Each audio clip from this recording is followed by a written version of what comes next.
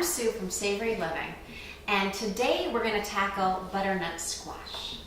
This is an awesome vegetable. It's creamy, it's sweet, it's light in the stomach. I love butternut squash, and it's a really great example of how you can create a dish where you flavor balance to optimize the squash and the whole experience of what everybody's eating. So let's begin. I'd like to start by preparing, and by that I set up all of the things that I'm going to use in this dish. And so what I need is a bowl and a masher. I need my squash, a good sharp knife, a cutting board, and then the flavorings that I'm going to do. We're going to do a maple spiced squash that's smashed. So what that means is we are going to cook this first. We're going to prepare it and then cook it, and then we're going to flavor it. And this dish is a great way to practice flavor balancing. So every dish really has a mix of flavors that come together to kind of explode in your tongue and taste terrific. It's a combination of salt, a combination of spice, we're going to use thyme.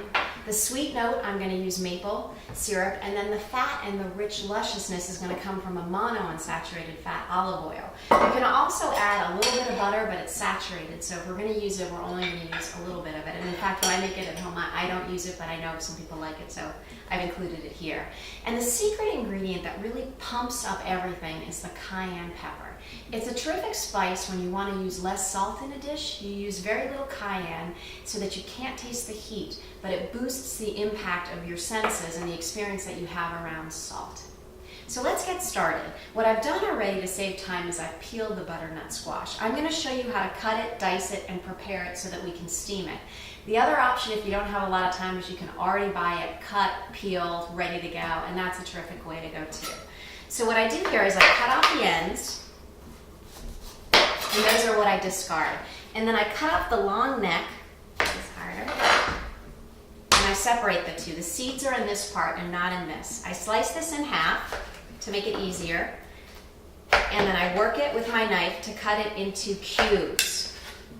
And these cubes are what I'm going to place in my steamer basket.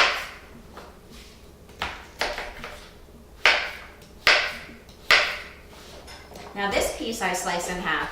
And what you'll notice are the seeds, right? And we don't want any of those, so I take a spoon and I scrape and work my way through to get rid of these seeds. And once those are gone, I'm able to slice into the same kind of size chunks. And you want to try to keep everything roughly the same size because it'll cook the same amount of time. I've already got my water boiling here and my steamer basket inside. So I place my squash in. Lost a piece. Get back here, squash. Throw it in. I cover it, and then I set my timer for anywhere from 9 to 11 minutes. And I'm going to show you how to tell if the squash is done because it's something that you want to do with a fork. So let's move over to this pan right here, which is already cooked.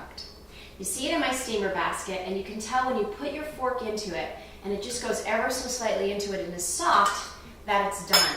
What I want to do is get the squash soft enough but not so overcooked that it's mushy, because I am then going to use my masher in this bowl to create the dish.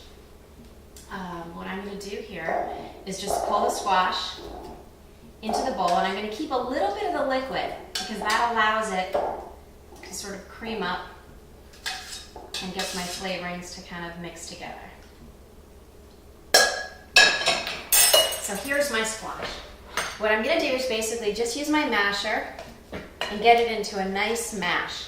You can also use, I know for Thanksgiving people like to get it really, really fine, and you can use a hand blender, but I like mine to have chunks in it and have a little bit more texture, so I'm a big fan of smashing it versus blending it. So there we go. And what I'm going to then do is add a little bit of fat to it, so that's my olive oil. I'm going to add a little bit of butter, just to give it some more cream.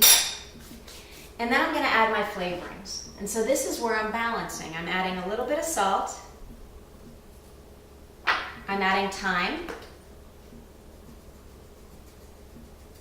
Then I'm adding my sweet note, which is maple syrup in this case, but you can also do honey, but I like the whole maple kind of angle.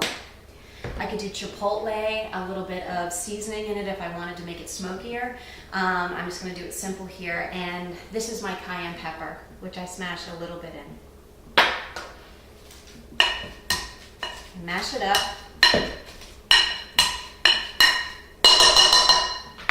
And stir it.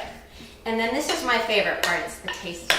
It's when you get to say, how did it do? Is it good? Does it need something? What do I want to add? It's sweet. I'm going to add a little bit more salt. And I'm going to add a little bit more cayenne pepper. Stir it around again.